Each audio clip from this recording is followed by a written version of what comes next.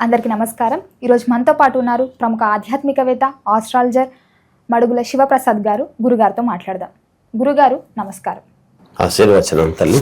గురుగారు, ఈ 2025 అక్టోబర్ మాసంలో తులారాశి వారికి ఎలా ఉందంటారు? శ్రీ మహాగణాధిపతయ నమః. ఐం మహాసరస్వత్యే నమః. శ్రీ లలితాంబికాదేవియే నమః. తులారాశి వారికి ఈ అక్టోబర్ మాసంలో అనుకూలవంతమైనటువంటి ఫలితాలుగానే గోచరిస్తూ ఉన్నాయి. వీళ్ళు గతంలో పడినటువంటి శ్రమ అనేటువంటిది ఈ నెలలో పడాల్సినటువంటి అవసరం ఎంతమాత్రమూ లేదు.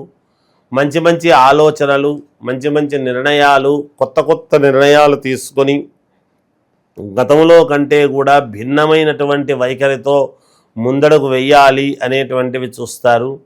రాబడి అనేటువంటిది కొన్ని చోట్ల కొంచెం డబ్బులు రావాల్సినటువంటి చోట యథావిధిగా సమయానికి రాక కొంత చిన్న ఇబ్బంది అనేటువంటిది పడతారు.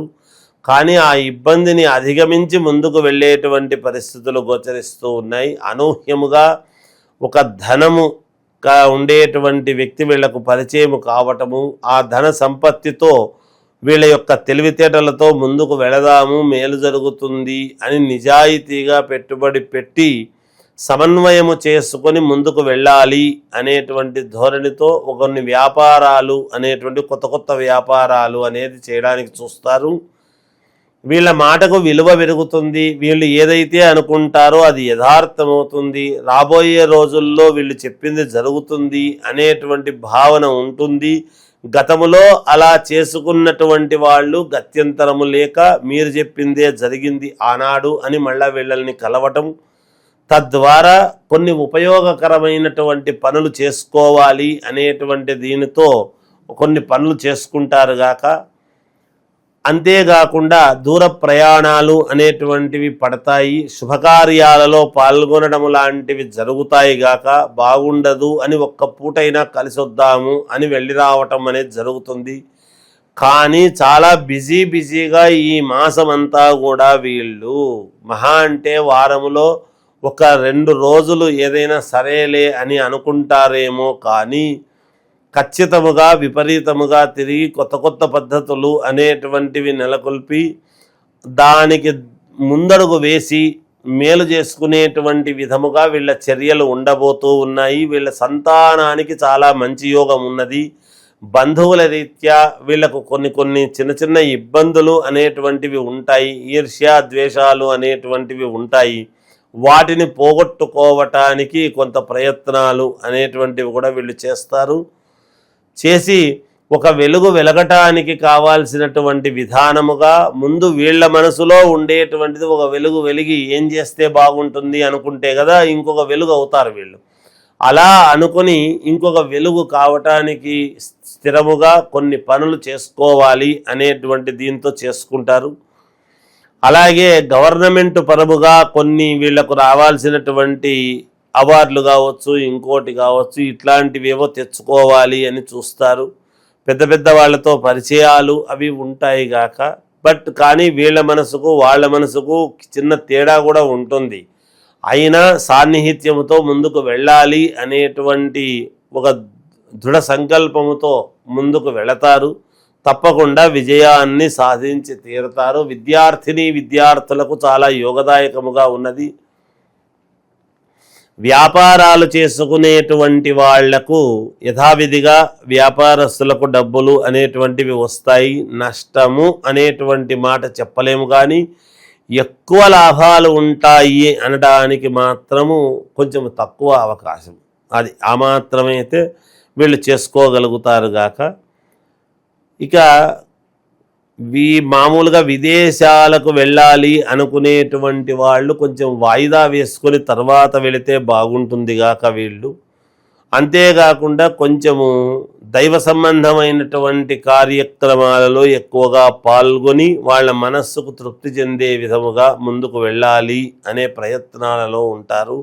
తప్పకుండా విజయము సాధించి తీరుతారు వీళ్ళు అనేది చెప్పగలుగుతాను. మొత్తం మీద ఈ మాసంలో తులారాశి వారికి ఇంకా అనుకూలంగా ఉంటాయి. ఎలాంటి పరిహారం చేయమంటారు గురూజీ? తులారాశి వాళ్లకు ఇంకా మెరుగైనటువంటి ఫలితాలు ఏం చేస్తే బాగుంటుంది అని గనక ఆలోచన చేసినట్టయితే వీళ్ళు చేయవలసినటువంటిదల్లా అంతా కూడా శివుడి యొక్క నామాన్ని జపించడము, ఈశ్వరుడికి అభిషేకం చేసుకోవడము, శివపార్వతులకు అభిషేకం చేసుకోవడము, పూజలు చేసుకోవడం లాంటివి చేసుకొని వ్యక్తిగతమైనటువంటి జాతకాన్ని ఒక్కసారిగా చూపించుకుంటే మేలు జరుగుతుంది వీళ్ళకు. కార్తీక మాసము ప్రారంభము అనేటువంటిది ఈ అక్టోబర్ 22వ తేదీ అంటే అమావాస్య అయిపోయిన తర్వాత వెంటనే కార్తీక మాసం ప్రారంభం అవుతున్నది. నవంబరు 20వ తేదీ 19వ తేదీ వరకు ఉంటుంది. కార్తీక మాసము యొక్క విశిష్టత ప్రాధాన్యత ఏమిటి అంటే, కార్తీక మాసము అని అనంగానే మనము పరమేశ్వరుడికి పార్వతీదేవికి ప్రీతికరమైనటువంటి మాసం అని అనుకుంటాం. సర్వసాధారణం. పరమేశ్వరుడికి కార్తీక మాసం అని రాగానే కార్తీక మాసము యొక్క స్నానము, దీపాలు అనేటువంటివి రెండు ప్రాధాన్యత. ఏమిటి స్నానం అంటే వాపీకూప తటాకాది అని. అందుకని ఈ మాసము చలికాలము అనేటువంటిది వచ్చేటప్పటికీ చాలామంది దీక్షలు అని తీసుకోవడం కూడా జరుగుతుంది. ఏదైనా పరమ పుణ్యప్రదం. మనకు జగత్పిత జగన్మాత అంటే వాగర్ధావివ సంపృక్తౌ వాగర్ధ ప్రతిపత్తయే జగదఃపితరం వందే పార్వతీ పరమేశ్వరం అని మనం చెప్పుకుంటున్నాం. అంటే జగత్తుకంతా కూడా జగన్మాత, జగత్ పిత తండ్రి పరమేశ్వరుడు. అందుకనే సృష్టికి మొట్టమొదట మూలము ఆది దంపతులు అని వాళ్ళను అన్నారు. వాళ్ళే ఆది దంపతులు. కనుక అటువంటి పార్వతీ పరమేశ్వరుల యొక్క అనుగ్రహము పరిపూర్ణముగా మనకు కలగాలి అంటే మనము పాటించాల్సినటువంటి నియమాలు ఏమిటి కార్తీక మాసము యొక్క గొప్పతనము అంటే, కార్తీక మాసములో సహజముగా మనము లింగాకారానికి మనము అభిషేకం చేసుకోవడము సర్వసాధారణం. అంటే లింగము అంతా కూడా పరమేశ్వరుడు అయితే ఆ పానమట్టం అంతా కూడా అమ్మవారు అని. అందుకే అర్ధనారీశ్వరుడు అని. మనకు వేరువేరుగా ఉండరు. మిగతా విష్ణువు కానీ లక్ష్మీదేవి కానీ వేరువేరుగా ఉంటారు. సరస్వతి అమ్మవారు వేరుగా ఉంటుంది. బ్రహ్మకు సరే దేవాలయం లేదు, అది తర్వాత సంగతి. అలా మనకు మిగతా అంతా కూడా వేరు. రాముడు సీత అంటే ఏకోన్ముఖముగా ఉండరు. వేరుగా ఉండినా ఒకటే అనిపించినా పక్కపక్కన ఉంటారు. ఒక్క పరమేశ్వరుడి విషయం వచ్చేటప్పటికీ అర్ధనారీశ్వరుడు శరీరములోనే ఉంటుంది పార్వతీదేవి అని.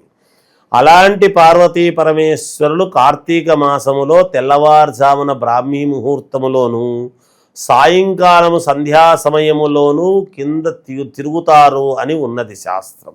ఓకే గురూజీ, ఈ మాసం అంతా తులారాశి వారికి ఎలా ఉండబోతుందో చెప్పినందుకు ధన్యవాదాలు. జయోస్తు. ఒక నిమిషం.